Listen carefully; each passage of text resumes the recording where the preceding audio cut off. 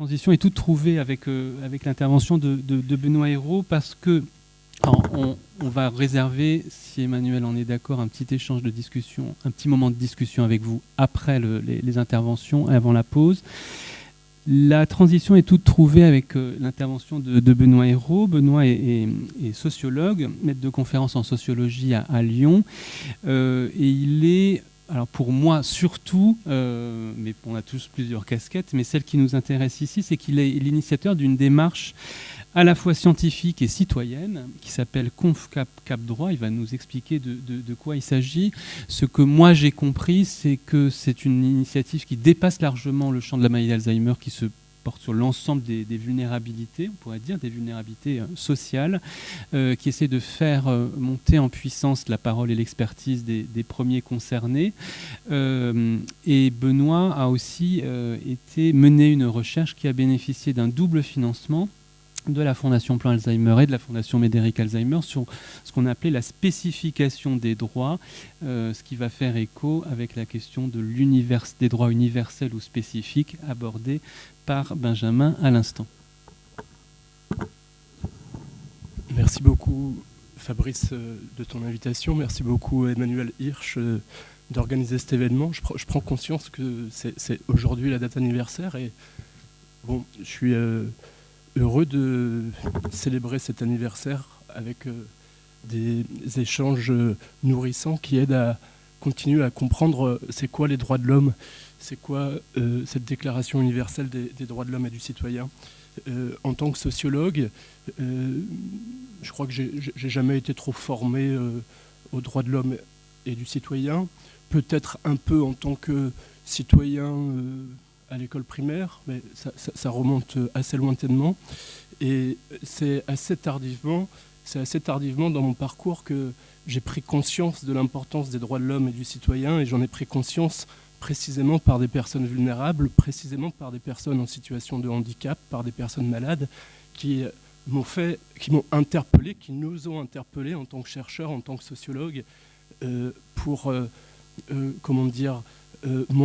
montrer une voie. Alors, je ne sais pas s'il faut dire de progrès. Fabrice a rappelé l'époque un peu désenchantée dans laquelle on vit, mais en tout cas, une voie qui permet de faire sens collectivement. Alors, je crois que rappeler que finalement, la vulnérabilité, et Alzheimer a une vulnérabilité particulièrement importante, est peut-être aujourd'hui ce qui nous permet de prendre conscience de l'importance des droits de l'homme et du citoyen dans leur dimension constitutive. Voilà, je voulais dire ce préambule pour marquer ce jour anniversaire. Dire également en préambule que cette prise de conscience, elle n'est pas facile. Elle n'est pas facile en tant que sociologue. J'ai animé un groupe de chercheurs un peu interdisciplinaire, et quand il s'agit de changer un petit peu notre cadrage, de dire on n'est pas là uniquement pour être en position d'observateur ou de surplomb, mais on est là peut-être aussi pour participer au débat sur cette convention de l'ONU sur les droits des personnes en situation de handicap. Et on est peut-être là aussi pour partager un peu plus socialement qu'est-ce que signifient les droits de l'homme. Il y a eu des réticences très fortes dans le collectif de chercheurs au nom du fait que ça serait pas la bonne manière de faire de la sociologie, ça serait pas la bonne manière de faire de la science. Et en gros, le collectif de chercheurs, c'est s'aborder. Alors, c'est pas l'unique raison, mais ça fait sans doute partie des raisons aussi de dire le changement de regard. Le changement de regard est difficile. Le changement de regard est difficile à beaucoup de niveaux. Et je crois que ce que tu indiquais également, Fabrice, de dire impliquer les personnes en situation de fragilité dans les recherches, ça demande une démarche active de changement de regard. Et puis, troisième élément de préambule, tu l'as rappelé, effectivement, hein, on a initié, suite, on va dire, à la dynamique de recherche et à la découverte de la Convention de l'ONU sur les droits des personnes en situation de handicap, et à la manière dont des associations d'usagers et des personnes en situation de vulnérabilité nous ont guidés, nous ont orientés, nous ont ouvert une voie. On a initié cette démarche scientifique citoyenne Confcap Cap Droit. Et alors, on a fait différentes productions, un livret de plaidoyer là, qui s'appelle Capacité civile et contraintes légales, une réflexion sur l'exercice des droits, et puis un petit manifeste dans lequel on dit nous demandons par la publication de cette tribune manifeste l'ouverture d'un dialogue national et européen fondé sur la Convention des Nations Unies relative aux droits des personnes handicapées en vue d'une politique et d'une gouvernance en matière de protection et respect des droits fondamentaux. Donc je crois que l'appel que tu indiquait de dire oui, une approche par les droits de l'homme et une approche qui ouvre, qui fait sens, on s'inscrit pleinement là-dedans avec cette démarche Confcap Cap Droit, avec peut-être dire également que tu l'as rappelé, c'est pas spécifié sur ce qui est vécu par les personnes vivant la maladie d'Alzheimer. On ne sait pas faire pour le moment. Hein. On a cherché dans notre démarche d'impliquer des personnes atteintes de la maladie d'Alzheimer.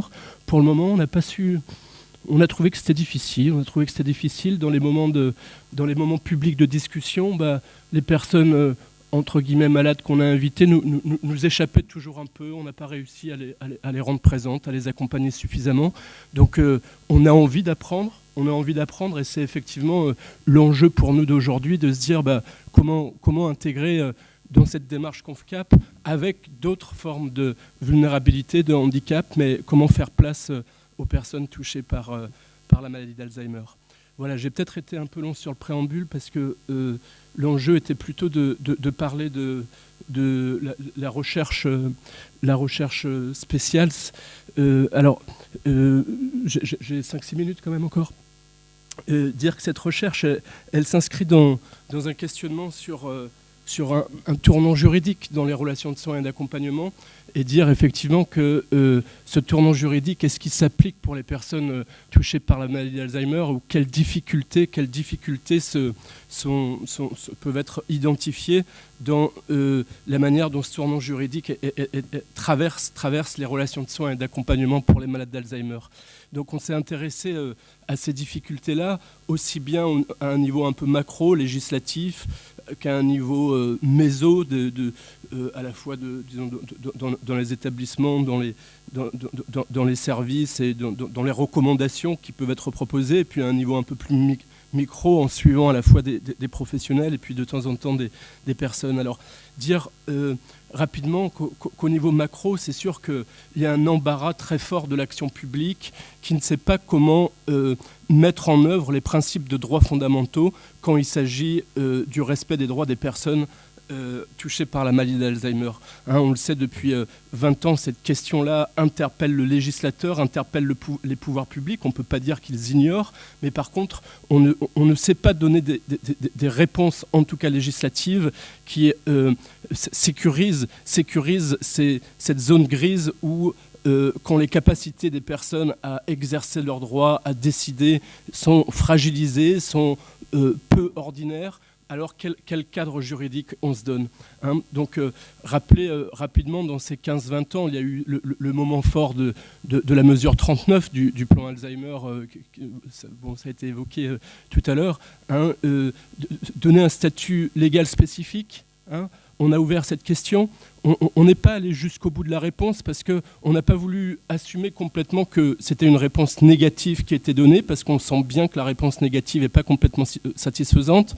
Mais si on n'a pas donné une réponse positive, c'est aussi par crainte du stigmate, de la discrimination. C'est intéressant à rappeler. On ne voulait pas que les personnes malades d'Alzheimer soient touchées par les mêmes formes de stigmate que les malades pris en charge par la psychiatrie ont connu pendant longtemps. Donc, rappeler que la difficulté de spécification est marquée par cette crainte, par cette appréhension du stigmate et de la discrimination, et que pourtant, il y a sans doute bel et bien un enjeu de spécification qui reste à trouver.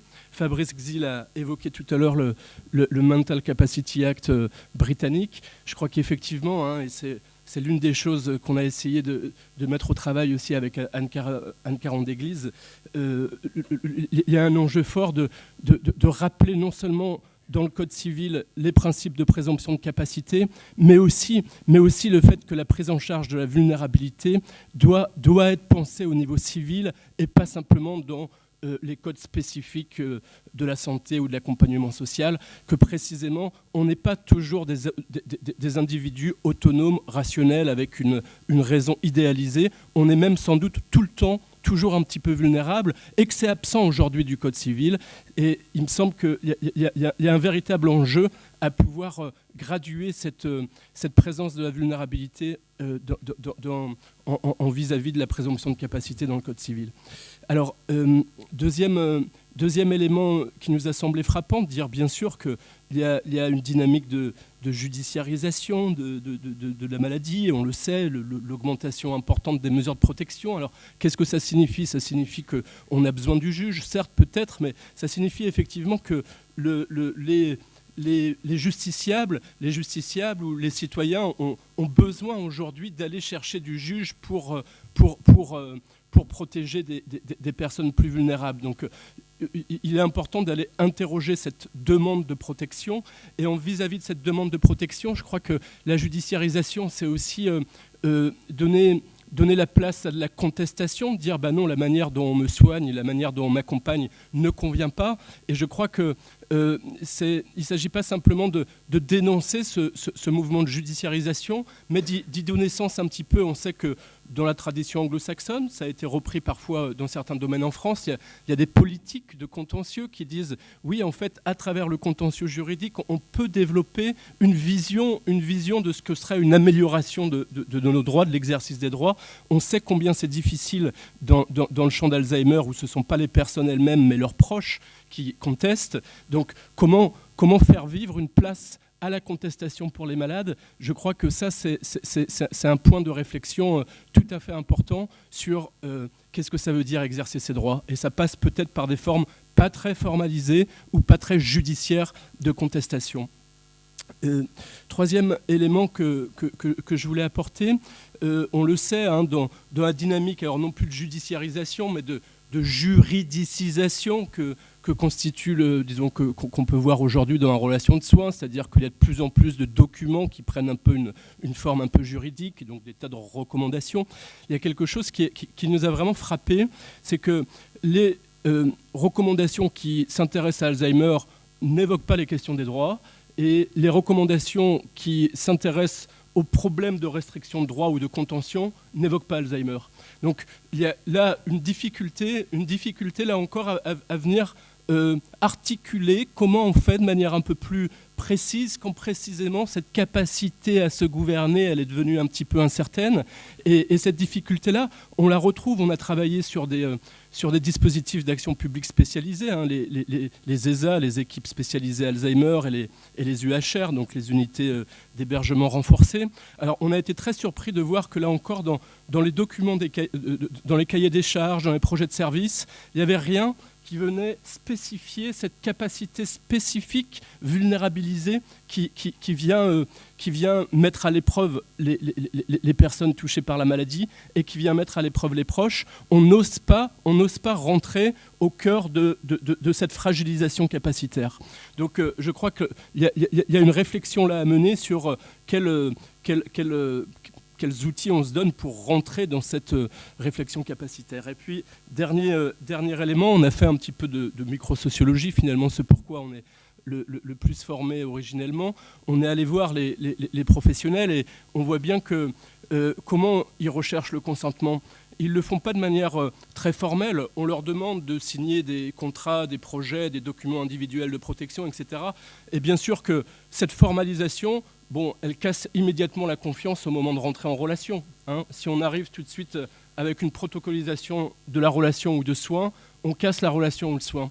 Alors, ils nous ont appris des manières de construire le consentement qui passent par beaucoup d'informels, par beaucoup d'indicibles, par beaucoup précisément de manières de faire qui contournent le protocole et qui pour autant ne nient pas l'importance du protocole, mais il s'agit d'y revenir un petit peu différemment avec une temporalité qui n'est pas forcément celle de l'administration, une temporalité qui essaye sans doute de suivre un peu plus la dynamique relationnelle plutôt que l'exigence juridique formelle. Voilà. Je ne sais pas... Parfait.